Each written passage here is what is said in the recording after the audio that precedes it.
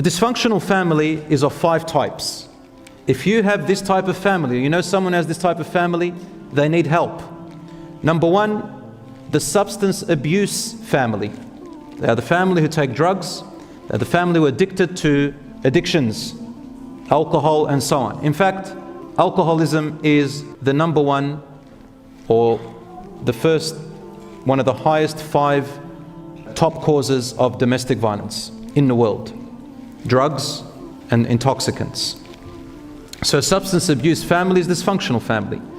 The conflict-driven family. What's a conflict-driven family? They fight over everything. When you go into their house, all you hear is screams, shouting, blame, accusations. They slam their doors, for example. They fight over remote control, TV remote control. They fight over an iPad, a laptop. What does a high conflict family breed? It breeds severe mental illnesses in children, and these children grow up not able to hold their own relationships. This is a study. This is great research done in this. Examples are bipolar disorders, borderline personality disorders, histrionic disorders. There are so many disorders that happen as a result of high conflict families. They cannot keep a job, they cannot keep a relationship, they're always paranoid, anxiety. The other family, dysfunctional, is the violent family.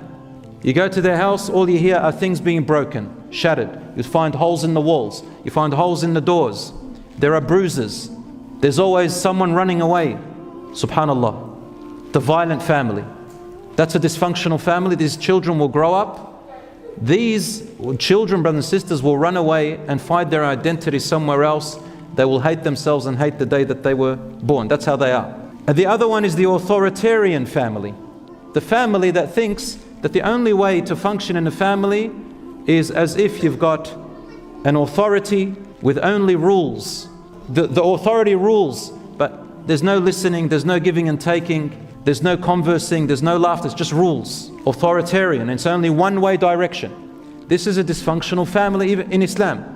And lastly, the emotionally detached family.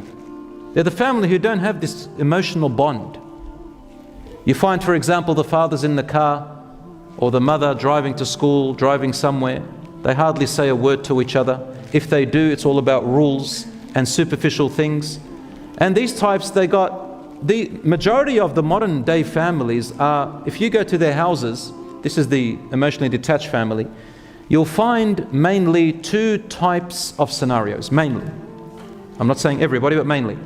Number 1, either it is a household where it's always study, study, study and school.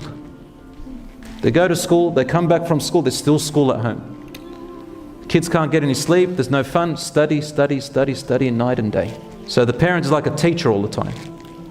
Or it's a family of just entertainment, neglect. Always on their devices, there's nothing to do, mum and dad are on their phone, the other child's on the TV, or they're on their iPads, or they're on something night and day, just entertainment. Go on holidays, come back, some of them have their argila and shisha in the house. You know what that is, right?